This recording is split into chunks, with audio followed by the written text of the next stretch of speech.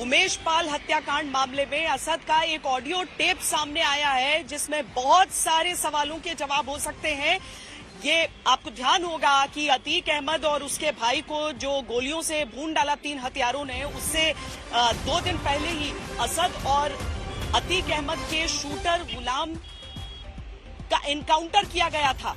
लेकिन 49 दिन लंबी तलाश चली थी। उससे पहले 49 दिन लंबी तलाश उन शूटरों की चली थी जिसमें असद और गुलाम को एक मुठभेड़ में मार गिराया था यूपी एसटीएफ की टीम ने। अब एक टेप सामने आ रहा है, एक ऑडियो टेप सामने आ रहा है जिसमें असद बोलता हुआ सुनाई दे रहा है उमेश पाल हत्याकांड पर। तुमने इमरान की बात किया ना, इमरान देखो ऐसा है कि इमरान तुमको पता है कहाँ रहते हैं कहाँ नहीं रहते, तुम्हारी जानकारी में भी है। और कहाँ रहता है कहाँ नहीं रहता है मुसीम साहब हम भी जानते हैं। नहीं, सुन तो लो हमारी बात। और अगर कोई मसला मसाइल हमारे साथ बचपन से हमारे दोस्त भी रहे, कोई मसला मसाइल है, कभी फोन फान आता है तो हम इनकार तो कर नहीं सकते किसी को। वही बात है ना कि 12:30 भाई हम भी देखते हैं गाड़ी आपके यहाँ। नहीं, हमारे यहाँ बहुत से लोग हैं, पता नहीं कौन मिलने आता है, किससे मिलने आता है। आज तो आए थे, मुलाकात करके भी चले गए किसी के साथ। बस वही बात है। चलिए ठीक है, हम बात कर लेते हैं। हमारा नंबर सेव कर लीजिए, बस फोन उठा लीजिए। ठीक है जी ठीक है। हेलो। फोन किए थे। ये कह रहे थे भाई के पास हम जाते हैं जेल मुलाकात करने से जाते हैं जेल। तो उन्होंने नहीं हमसे करने को कुछ। अच्छा, वो 5 तारीख को तो आप टाइम निकाल के वो उनसे मुलाकात। तो हम यार कचहरी हमको न बुलाओ। क्या हो गया कचहरी में? कचहरी में थोड़ा सा ठीक नहीं रहता, हम कचहरी हम जाते भी। जेल चलिए हमारे साथ। अब जेल वेल हम न जा पाए, बताओ जो करना हो कर दें। नहीं तो लेना चाह रहे हैं आप तो मुलाकात कर लिया जाता है। तो कैसे वो पेशी तो पे भी ना आ पाएंगे आप? जेल पेशी पे न बुलाओ हमको। पेशी पे असल में चूंकि हम वहाँ जाते भी नहीं, हम कचहरी उचहरी ज्यादा। तो फिर कैसे मुलाकात होगी? मुलाकात हम तुम कर लेंगे कहीं पे जहाँ कहोगे। नहीं उमर भाई से मिलना था आपको। उमर से मिलना है तो चलो अच्छा, हम देखते हैं। चूंकि वहाँ चूंकि कचहरी उचहरी बहुत कम जाते हैं ना। एक बार वहाँ मुलाकात हो गई थी उन लोग से, जकी लोग से। कोई मैसेज हो तो बता देना हमको। साहब वही बात है ना कि एक अब हम क्या बताएं, एक कहावत है कि खरबूजे को देख के खरबूजा रंग बदलता है। मतलब समझे नहीं। उस पे हम आगे क्या कर सकते हैं? नहीं, अभी तुमने जो तुमने इमरान की बात किया ना, इमरान देखो ऐसा है कि इमरान तुमको पता है कहाँ रहते हैं कहाँ नहीं रहते, तुम्हारी जानकारी में भी है। और कहाँ रहता है कहाँ नहीं रहता है मुसीम साहब हम भी जानते हैं। नहीं, सुन तो लो हमारी बात। और अगर कोई मसला मसाइल हमारे साथ बचपन से हमारे दोस्त भी रहे, कोई मसला मसाइल है, कभी फोन फान आता है तो हम इनकार तो कर नहीं सकते किसी को। वही बात है ना कि 12:30 हम भी देखते हैं गाड़ी आपके यहाँ। नहीं, हमारे यहाँ बहुत से लोग हैं, पता नहीं कौन मिलने आता है, किससे मिलने आता है। आज तो आए थे, मुलाकात करके भी चले गए किसी के साथ। बस वही बात है। चलिए ठीक है, हम बात कर लेते हैं। हमारा नंबर सेव कर लीजिए, बस फोन उठा लीजिए। ठीक है जी ठीक है।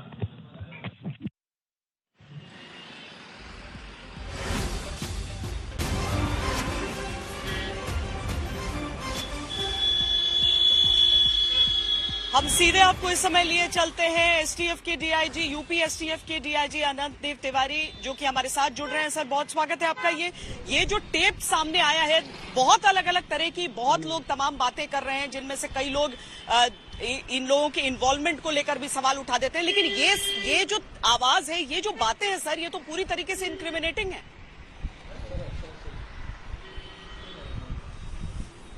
हाँ, ये बिल्कुल देखिए, ये माफियासी का काम करने का तरीका ही यही है। माफिया के काम करने का तरीका ही यही है। और ये वसूली हो या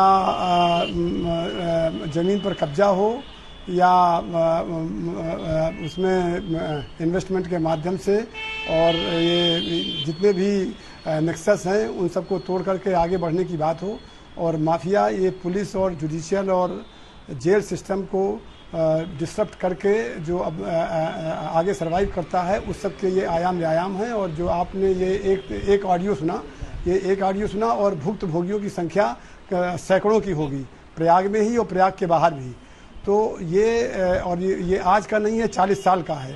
तो ये एक चीज़ तो सामने है, बाकी बहुत चीज़ें जो ज़मीन में नीचे रह गई हैं वो केवल पीड़ित जानते होंगे, जो कभी कह नहीं पाए होंगे। इस समय उन्होंने कुछ ने कहने का प्रयास किया, कुछ ने FIR कराई, तो उस पर उसको ये लग रहा है कि कैसे इनकी हिम्मत हो गई कि ये FIR करा सकते हैं, कैसे इनकी हिम्मत हो गई कि जो इनके साथ प्रताड़ना की गई है, जो इनको टॉर्चर किया गया है, जो इनसे वसूली की जा रही है, उसको ये कैसे कह पा रहे हैं, इनके पास शब्द कहाँ से आ गए, जुबान किसने दे दिया। तो ये मैं आपको बता दूं कि ये वर्तमान सिस्टम ने इनको जुबान दी है। इन पीड़ित के साथ पूरा सिस्टम है, जीरो टॉलरेंस की जो शासन की नीति है वो है, और इस पर जो कार्यवाही हुई है उसके बाद जब ये आम जनता को लगा है, जब पीड़ितों को लगा है कि हाँ कार्यवाही इस माफिया के खिलाफ हो सकती है, कार्यवाही इनके खिलाफ विधिक कार्यवाही की जा सकती है, तब वो लोग सामने आए हैं।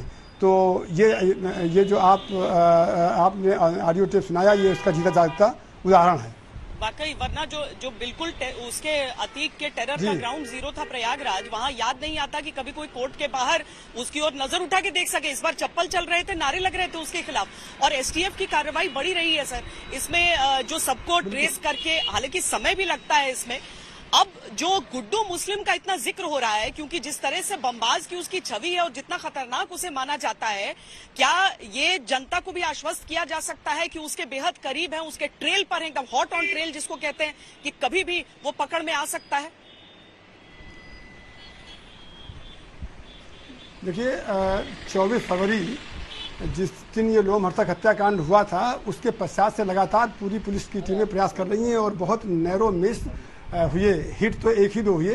तो ये मैं आपसे आश्वस्त करना चाहता हूँ आपके माध्यम से पूरी जनता को कि STF की और जिला पुलिस की ये सभी टीमें लगातार इस पे काम कर रही हैं। बहुत जल्दी गुड्डू मुस्लिम, और गुड्डू मुस्लिम ही नहीं, शाबिर और अरमान, और ये शाइस्ता परवीन, और ये सद्दाम जो ये दूसरे मामले में भी जो अशरफ का साला है, ये सब के सब जो जिन पर पुरस्कार घोषित है ये, और जो इसके अलावा भी जो ये षड्यंत्र करने की भूमिका में, संरक्षण देने की भूमिका में रहे हैं, उनके खिलाफ भी साक्ष्य संकलित किए जा रहे हैं, और जैसे जैसे साक्ष्य संकलित हो रहे हैं उनकी भी गिरफ्तारियां की जा रही हैं। तो इस पूरी घटना को हम सफलतापूर्वक विवेचना के माध्यम से, गिरफ्तारी के माध्यम से जनता के सामने लाएंगे, और जनता आश्वस्त होगी कि माफिया के विरुद्ध प्रभावी और इफेक्टिव कानून की कार्रवाई हुई। क्योंकि अनंत जी, मतलब जड़ से उखाड़ने की कार्रवाई चलेगी, या फिर वो कि चलो ऊपर के लोग जो हैं वो अब नहीं है तो गैंग खत्म हो जाएगा? क्योंकि गैंग तो किसी एक भी व्यक्ति से दोबारा खड़ा हो सकता है, यानी पूरे के पूरे उस माफिया गैंग को उखाड़ने की, जड़ से उखाड़ फेंकने की कोशिश। नहीं, देखिए, ये जड़ से उखाड़ के फेंकने का मैडम तो शब्द आपका है, लेकिन ये है कि जो भी इसमें षड्यंत्र में रहे हैं, जिन लोगों ने शरण दिया है इस घटना पर, और इसके अलावा जो इनको फाइनेंशियल रिसोर्सेज इनको सप्लाई करते रहे हैं, और जो इनका फाइनेंशियल नेक्सस रहा है, उस सब पर विवेचना के माध्यम से जैसे जैसे साक्ष्य आ रहे हैं, तो चूँकि बड़ा गैंगस्टर है, बड़ा माफिया है, 40 साल से फलता फूलता पल्लवित होता रहा है, और इसका impact every walk of life में समाज के रहा है, और ये प्रयाग ने ही नहीं पूरे प्रदेश ने देखा है। तो इतनी जल्दी ये जरूर है कि हाँ, तात्कालिक तौर पर नहीं होगा, लेकिन निश्चित तौर पर पाया है। ये कल तक खबर आई थी कि कर्नाटक में लास्ट लोकेशन गुड्डू मुस्लिम का मिला था, क्या ये कंफर्म हो पाया है कि उसका लास्ट लोकेशन वहीं पर था, कर्नाटक में ही? ये अभी फिलहाल इसके लिए क्षमा करिएगा, क्योंकि ये गिरफ्तारी की रणनीति के लिहाज से मेरे द्वारा कहा जाना ये उचित नहीं है, बट हम लोग लगे हुए हैं और बहुत जल्दी इसकी गिरफ्तारी करेंगे। जी,